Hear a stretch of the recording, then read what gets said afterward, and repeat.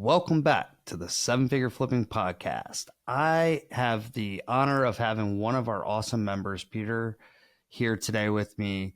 Peter is a California investor, super cool. He's been doing a lot of different stuff, but he just locked in his first flip, and I'm excited to talk to him about it, how he got it, what's going on with it, and all of those things. But Peter, before we get started, man, you got to give everybody the 2-minute overview on your background. Like, how did you end up here doing real estate investing and in our community?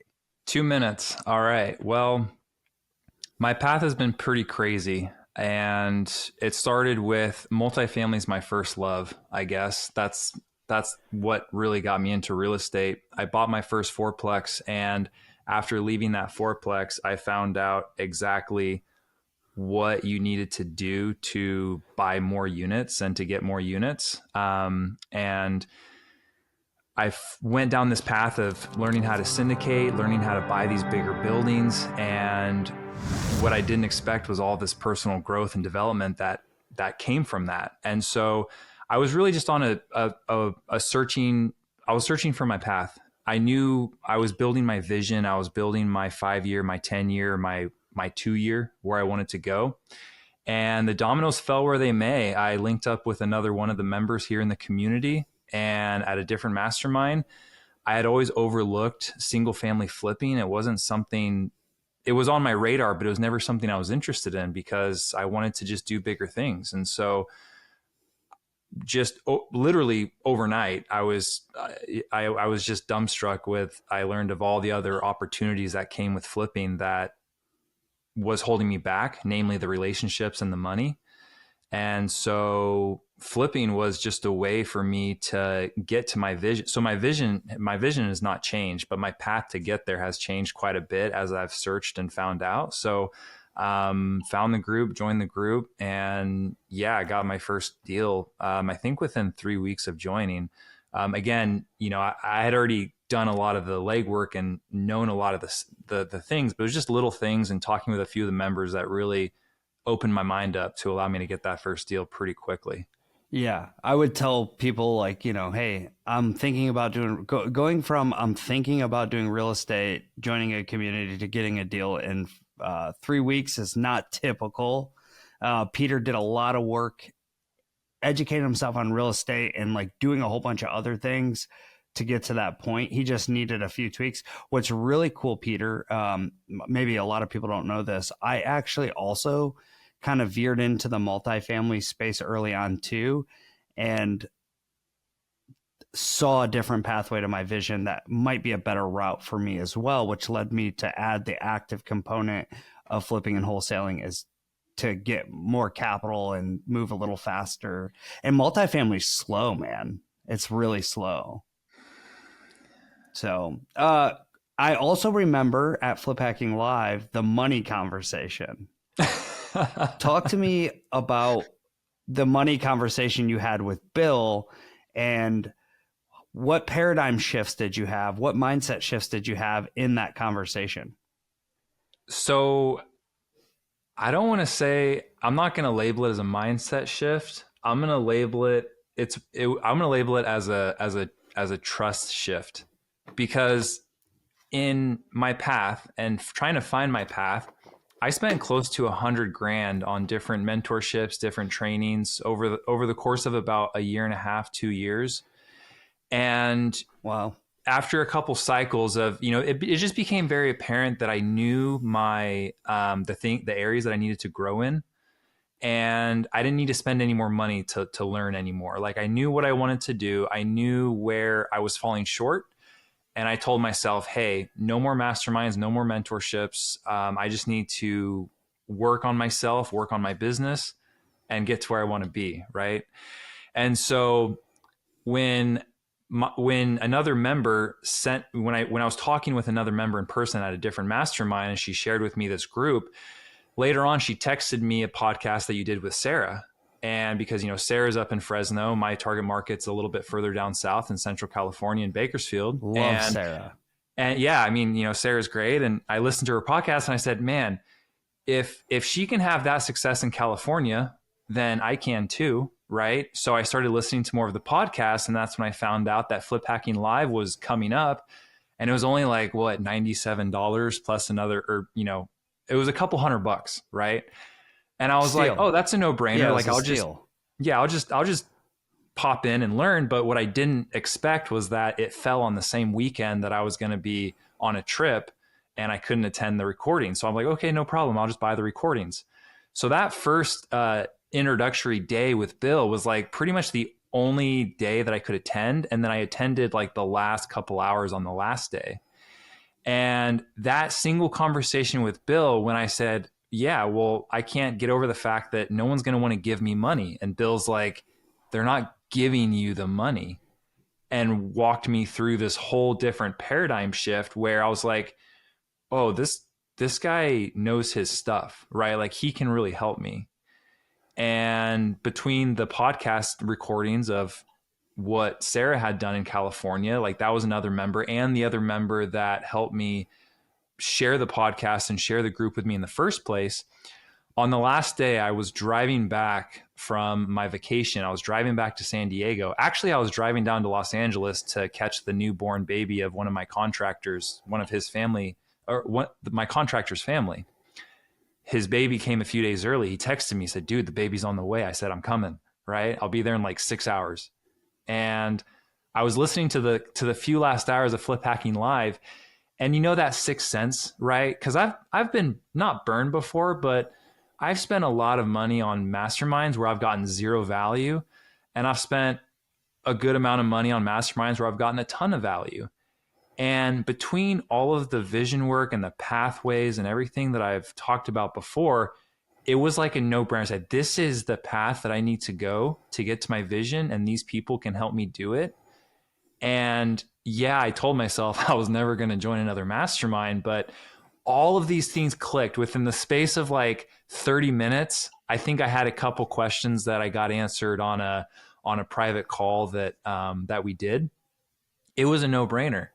So I signed up, I got right to work, and for the first time in 2.5 years, Adam, like ever since leaving that first fourplex deal and just feeling very lost with my identity and my path and my vision and what I want to do, it just all came together. Like over a matter of days, it all came together. And I was just an unstoppable force of productivity throughout my day.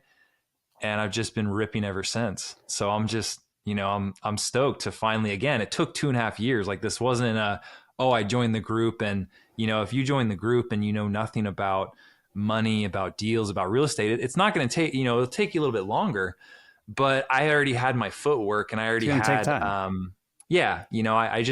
it helped me put all the pieces together. I'll say that. Yeah, it's been really cool. So here's the thing, like we don't let everybody come into the community. You genuinely have to qualify. It is like an invite, an application type deal, but there are people who like you can just see they're ready to go. They're legitimately committed to getting to their vision, to their goal. And it's so much better when like you come in here, you know what you want, and that's great. But what's really the person that belongs in a place like this is somebody who's willing to do what it takes. Because you were like, boom, you hit the ground running. You're like, all right, what do I do? And you're coachable. You're like, okay, cool. I built this whole funnel of wholesale deals coming to me. Wow, I got all these deals. I'm evaluating them. Like you were making offers in like a week. You had them flowing in. You're like making offers. You're like, what about this deal? Here are the numbers. Like you were moving so fast. And to me, that was just, like, this isn't a credit to just this. 7-figure flipping is really just a platform to put the right people in the room.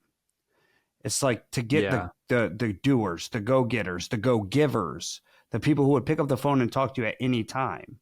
Hey, I got this thing I'm working on. Can you help me out? Like anybody was going to do that. Right.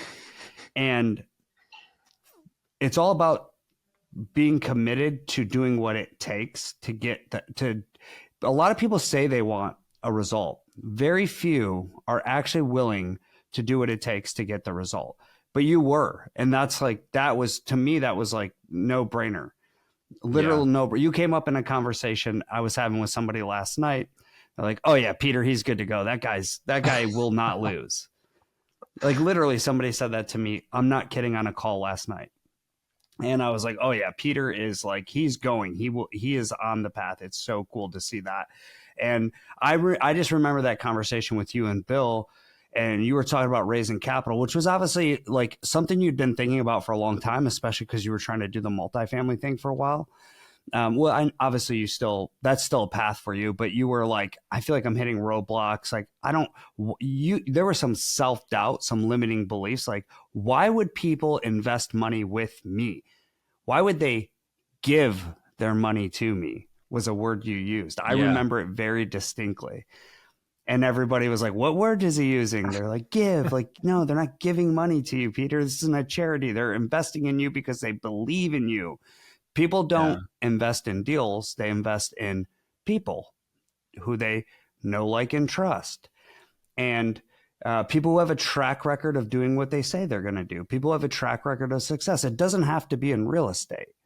You can transfer the trust of previous success to the people who believe in you around you, who would invest with you. And I just saw, like, I was an observer in that particular part, and I saw that, and I was like, this is like literally just a shift I'm seeing in real time. It was so cool to see. And then obviously, you come in the community, big go giver, like you're an action taker, you're inspiring other people, and you kind of just like you're coachable, you're doing, hey, what do I do? Okay, cool, I'll do that. And then you're like, okay, here's where I got, what do I do next? So what were the tactical things, I think, for people like, okay, you went in the deal, you went in there, you have all this coaching, you got a deal. Like, how did you do it? Like, what was your methodology? What were the tactics that you were like, okay, I'm going to employ these things and I'm going to go out and get this deal? Well, I would say I had a couple things that were, again, talking about these last couple years. There was, without getting too far into it, yeah, like I had that huge doubt about capital. I had a total of close to 30 units split over a couple deals that I lost out on in 2022 and 2023 because I couldn't raise the capital. I was spending all this money on masterminding and all this other stuff, and so I was getting, my net worth was going down, right, which wasn't a very pleasant thought. And also, I was really trying for the last 6 months to close on this second HELOC on my fourplex to get more capital, and the lending landscape had changed a ton since COVID, right? So that was a little bit tougher. And so, and I learned all about business credit. I was liquidating like tens of thousands of dollars in business credit cards to, to put towards different things in the business and to my own self growth. So when I joined the community, like the transparent background behind that was, well, I finally got that HELOC closed, which freed up another 6 figures. And I like what the hard work looked like was, I'm an early riser, right? I'm in the gym by 5 and I come home about 8 o'clock and I just put my head down. I put on my headphones and I just became a Facebook group connoisseur, right? Where it was just pretty soon I had over 100 Facebook groups. No, sorry, take that back. Pretty soon I had over 100 contacts that I had either text messaged or Facebook messaged. I had no idea that so many deals went down on Facebook or Craigslist or OfferUp, right? And so the money part was a small part of it. I was able to actually raise $25,000 to put into this first deal through a private money lender, and it was all in the follow-up because I had placed maybe 6 or 7 offers before I first placed this offer, and I went to go look at it. And I followed up consistently for about 10 days after I got my initial offer rejected. And it was very simple, like, hey, I'm still interested because, again, part of my skills in the market, but also a sixth sense, was like, he doesn't have any other offers. The wholesaler doesn't have any offer. And this is the price of the property. It needs everything. It needs $60,000 worth of work. And so he's not going to get his asking price, but I feel like my price is fair. And it was, I think, the follow-up that ultimately landed me the deal. And I remember I was at a car wash. I was washing my car when, again, followed up for maybe the sixth or the seventh time, like every other day, right? And last little bit of negotiations and just got a verbal offer accepted, signed the contract on DocuSign while I'm like power washing my car, and like we were off to the races. So it was a couple different things. One was the money, right? Where was the down payment going to come from? Two was how to find the deal, which is everything I learned within the course. And then three, just be consistent with the follow up. Those were the kind of the few things that I did or that aligned for me to get this first deal so quickly. Yeah, I think it was. I mean, you did a lot actually. Like I don't even know if you recognize this. You came in and you took a free marketing strategy and you built a funnel for all these wholesalers to like come into in a very unique way where you have everything in one place. And then you went into an acquisition strategy that you learned like days ago and implemented this offer system. It really was a system. It may not have felt that way, but you really did. You created a system.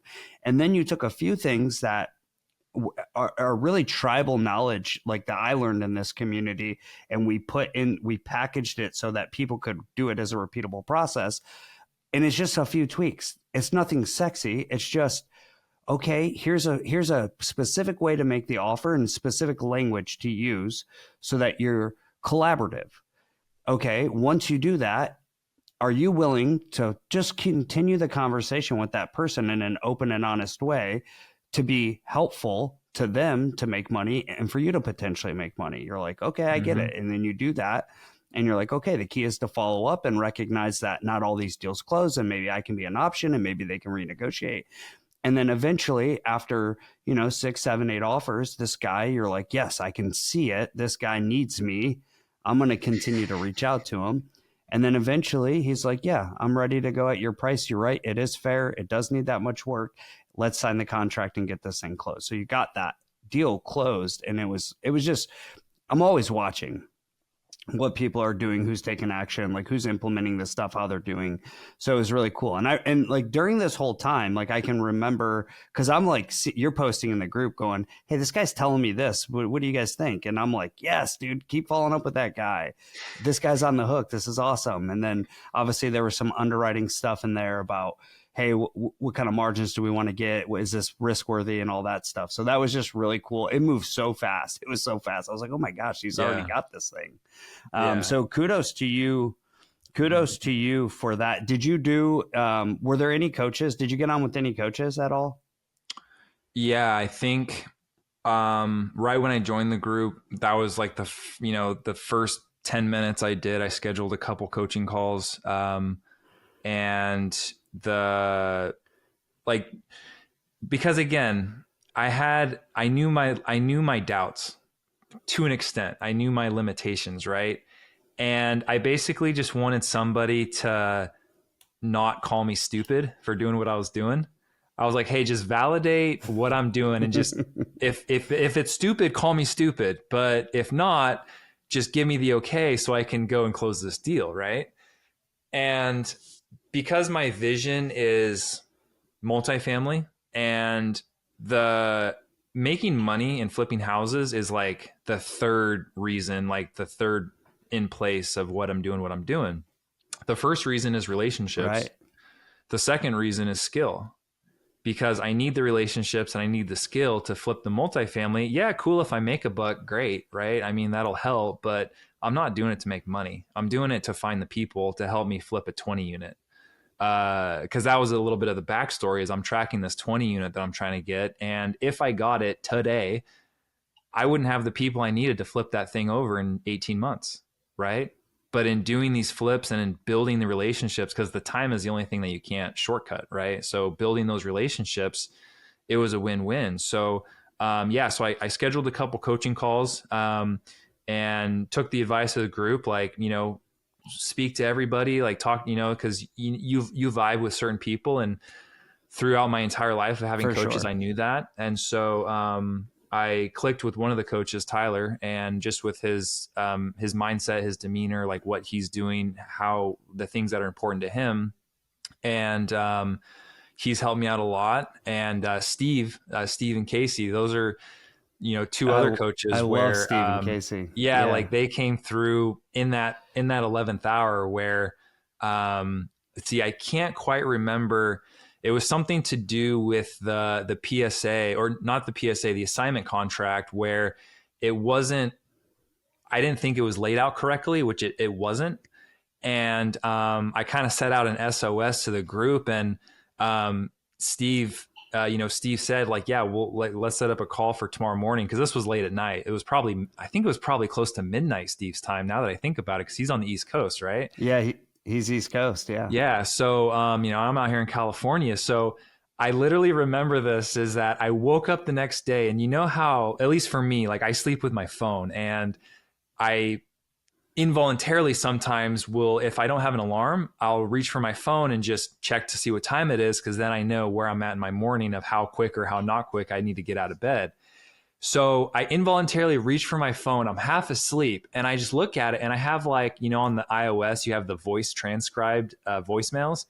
So like someone's Yep. leaving me a voicemail, and this is 6 o'clock in the morning.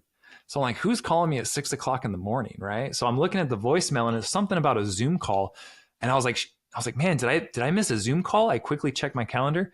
No, I don't have any meetings, right? So then I went back to listen to the voicemail, and it was Steve. He was like, hey, we're here on the Zoom link. Just wanted to check, see if you could still make it. And I'm like, what Zoom link, right?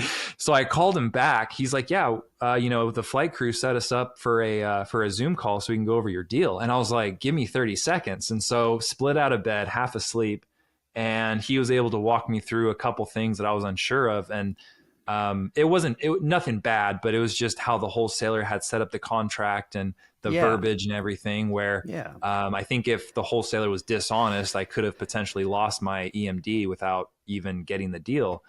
So Steve was another, Steve and Casey, just, they came through, a lot of support. They got me locked and loaded, and I was able to send the money that day to fully lock in the deal. And yeah, it was, totally great for sure. I love that. I love that story. I don't know if you know this, but there's like a friendly competition between the coaches on who can generate the most success. Like what happens is in the beginning, you'll do some calls with like different coaches, Tyler, Stephen Casey, the Weathers, like all these other operators. And then you kind of find like who you align with the most. Like, okay, I really enjoyed my calls with Tyler. I feel like I'm getting the best there. Yeah. Or Lindsay or whoever. And then you kind of go with that person. But we're all like talking in the background, like, hey, do you see that guy? He got his deal. I've been coaching him up. Like, so pumped for him. So just between me and you and the rest of the podcast world, who would you say the best coach is? If I had to pick one, I would probably say Tyler, because Oh, okay. Tyler Jensen. well, see, I have my reasons though, right? He is modeling a life that I want to live, which is reason number 2. But reason number 1 is he is the operator that I want to be. And my core values around speed of the deal, leadership skills, those 2 things, speed of the deal and leadership skills. And my first goal is, so my timeline for this flip was to have it fully done and back on the market in 45 to 60 days, and then another 2 months to sell, being super conservative, right? Well, my first goal is to do my first flip and have it back on the market from closing to listing in 30 days.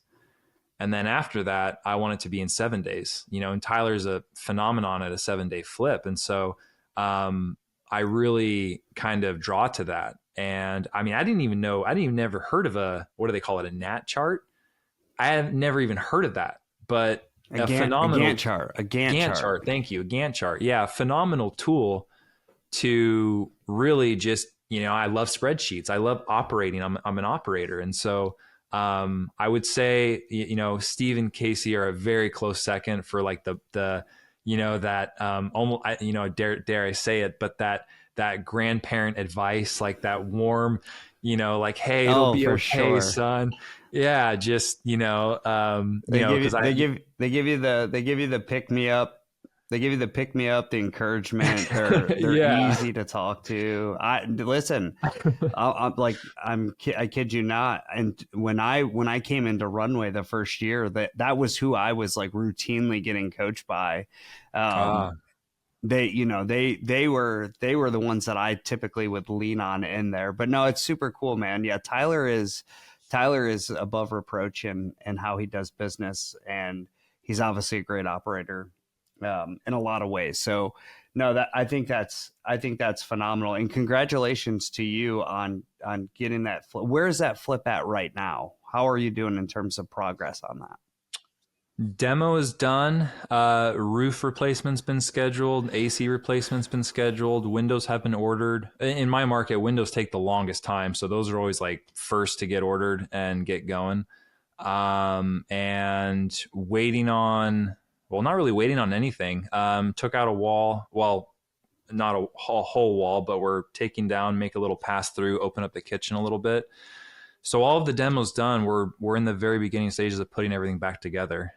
So electrical is being rerouted and drywall is going up, and then it's just new kitchen, new bathroom, new floors, paint inside, outside, some landscaping, and obviously not that simple, but that's the general idea. So yeah, demo's done. We're I mean, putting it back it together right now. is it is that simple. It's just not easy. Yeah, exactly. Yeah, it's simple, not easy. Yep, that's a good way to put it. Yeah, I mean, that is the order of operations, and that is kind of standard for everyone. But it's your leadership, your management, your attention to detail, your ability to put the puzzle piece together as it unfolds in the flip. That's going to make the difference in winning and losing in every flip, right? Like your systems that you're putting in place, your Gantt Yeah, chart, your contractor relationship, your ability to lead that team of contractors and subcontractors will make all the difference. But you're definitely on your way. It's super cool. When do you expect to be on market? so my target date right now is January 31st. And it's a little bit conservative. January 15th would be best case scenario, and January 31st would be ideal. Okay, great. Yeah, I'm gonna make sure I have a reminder on my phone to send you a text and see where you're at on it, because I think it's cool, man. I'm super proud of you for just putting these pieces together, diving in. I mean, it all the credit is you, man. You've done the work over the last 2.5 years. I wish I could say, you came in a seven-figure flip and we're the reason you did. That's just not reality. I think you had everything you needed, and maybe we were a small piece in that you got around some people that were just what you needed at that time, and now you're moving fast, and I'm proud to see it, man. Yeah, exactly. No, I appreciate that. You guys, I can't wait to meet you all in January. And it's been, like I said, it's funny because how the last 2 years have played out. The masterminds that I have spent the least amount of money on, I've gotten the most value. And the masterminds that I've spent the most amount of money on, I've gotten the least amount of value. So it's, Wow. it's, I mean, Wait, you spent more money somewhere else? Like there's things that are more expensive than us? Is that what you're telling me? oh yeah, more than double. Wow. Okay. Well, yeah, I mean, you heard Peter. This is a value. This is a big value. This is discounting compared to other stuff. Well, that's cool, man. Like I said, the credit is you, because I could give you every playbook, hey, here's every tripwire, here's everything you don't do, here's everything you do, but only you can go do it. So certainly the credit is all to you, man, and it's just cool to watch. And I am excited to see you in Nashville in January. It's going to be a killer event. I think you're going to love it. Yeah. Okay, cool. So what's next after this property? So where are you at on the next acquisition? Are you working on that at all? Are you just going to focus on this until you get it over the finish line and then start to build kind of a pipeline?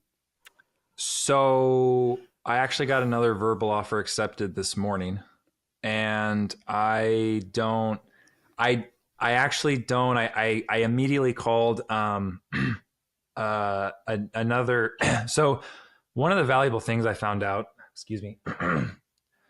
So one of the valuable things I found out was that there's actually a member of Seven Figure that is in my market, Jacob Miller. I don't know if you've talked with Yeah, him a Jacob. lot. Super rad dude. He does a good amount of flips in my market. And so I've been able to lean on him quite a bit for feedback on, because remodeling a house for a renter is way different than remodeling it for an end buyer, right? So I'm For coming in the sure. mindset of from a long-term renter. And so spending money on finishes and how to remodel is just different if it's to an end buyer. So I've been able to get a lot of feedback from him. And I think when I got this offer accepted, I reached out to get some feedback and say, hey, like, I got this offer accepted, but these things are a concern, and they are in fact a concern. So I think I'm going to try to renegotiate or withdraw my offer. I am still very heavily focused on the acquisition side, but I am more heavily focused on the operational side. So coming into this, when I was just getting my deal flow started, I was thinking like, hey, this is what I'm going to be doing most of the time. And I'm going to build out my teams and hire out help to actually run the projects. And my focus is just going to be on acquisitions. However, that very quickly shifted where the most important thing, again, the whole reason why I started flipping was to build the relationships. So shaking hands in person and being in my market and managing the deal, that is by far my most valuable tool. So I'm onboarding I have some interviews with some VAs tomorrow to help basically run my deal flow and my acquisitions and just some preliminary underwriting. I really want to try to get one more deal by the end of this year. And so I am focused heavily on that now, but I hope to exercise some leadership skills and offload that a little bit so that I can just focus day in, day out on project management. Yeah, that's really exciting. And what's cool is like how proactive you are. What a lot of people will come in, they'll put in that front end acquisition work, whether they're wholesaling or flipping, doesn't really matter. They finally get the deal after they put in the work in, and then they go total focus on the deal and the disposition and the rehab or whatever it is on the back end. And then they neglect the front end, and then they finish the deal. They're like, woohoo, I made money. And then there's nothing. They're like, all right, but I don't have anything in my pipeline or any deals. So learning how to balance that and create leverage in your business by even just bringing in a VA is like super, super powerful. So kudos to you again for being proactive. Man, this is why you're a winner, Peter. I see. On my end, I would flip the script and say, you guys have brought so much value to me, and I couldn't have done it without the group and without you guys.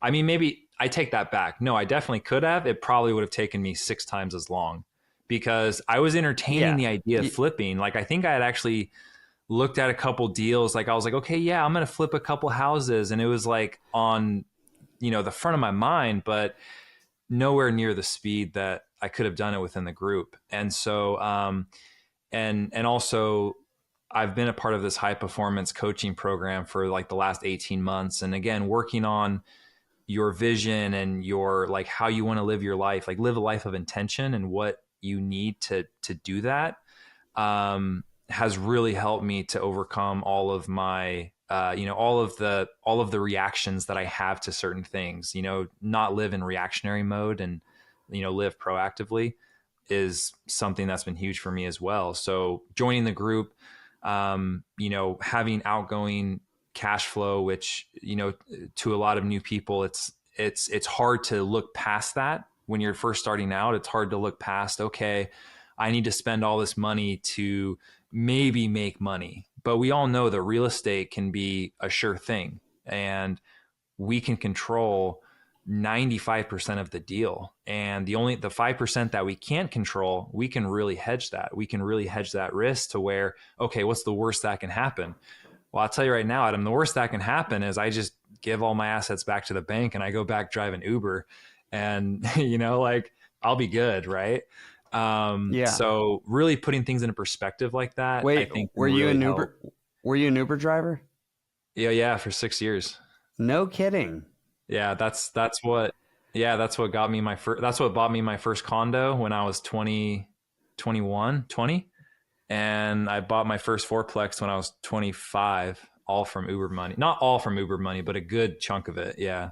Wait, you're telling me So you didn't just that's kind come of how I from got a started. bunch of, are you telling me you didn't just come from a bunch of money and have a ton of capital in the bank and, a bunch of stuff given to you? You're telling me that you drove for Uber and lived a responsible life and saved Yeah. up capital and made the right investments? And is that what you're telling me?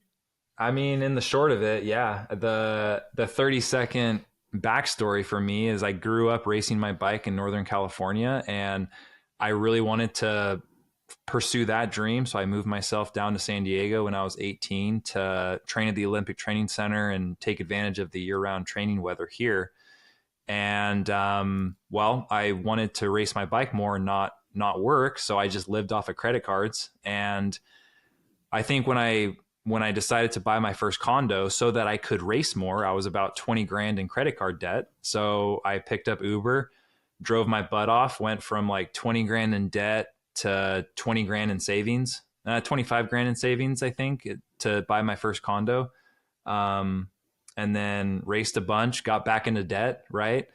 Pulled out a HELOC to help buy my first fourplex, drove more Uber.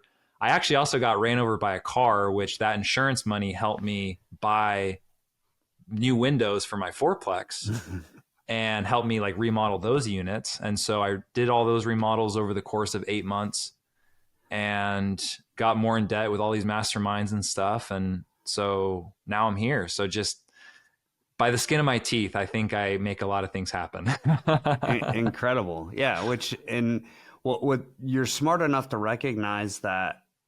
I mean, your money management is actually kind of impressive. Like you say debt, that has a negative connotation. Maybe obviously early on when you just had 20 grand of consumer debt, not ideal. But then what I hear is you started using leverage. I use this leverage to buy this asset. I use this leverage to make an investment in my education and personal development. Then I'm using this leverage to create now you go, I need active income. And ultimately I want to get to this 20 unit, but to get there, I need to like make capital come into my business. So now you go on this flipping train, but you're doing it. The crazy thing is a lot of people talk about it, think about it. Yeah. But you're actually doing it, man. So hats off to you. I'm really excited for your next evolution, your next deal. I'm excited to see how this deal goes at the end of January. And I'm excited to see you in January, man. So I really do appreciate you sharing the story and, being honest and vulnerable and, just like people see it all on your Instagram or on social media and they don't, you're talking about the things that it takes, like the sacrifices you made, the investments you made, the risks that you've taken to gain progress towards your vision and your goals. So it's really cool just to hear what it takes. Cause I think, like I said in the beginning, a lot of people have a goal. A lot of people have a vision and it sounds great. A lot of people have a hard time when they realize what it takes for these people, for like they see these people, they're like, they're so successful. Those people they did the work at some point and it was probably miserable and it was probably hard and they probably had self-doubt and then they get the breakthrough that they're looking for because they don't quit, because they're consistent. Yeah. And then they keep the belief and they don't let the doubt overcome them. So kudos to you for that, man. Thanks for coming on the podcast. I think people will love this podcast. It's inspiring and I'm proud of you. And I can't wait to see you in January, man. Absolutely, Adam. Thanks for having me on. And instead of that reminder on your phone about how my deal is, just checking with me when I see you. So, Yeah, exactly. we'll can't wait. All right. Awesome. If you guys thought this was a great podcast, please just go on and leave us a review. Ideally, it's a 5-star review. And if you have any feedback for us on the podcast on things you want to hear about with real estate investing, shoot it over to us at info@sevenfigureflipping.com. We would love to share our resources and all the amazing people we have in our community with you. Thanks for listening.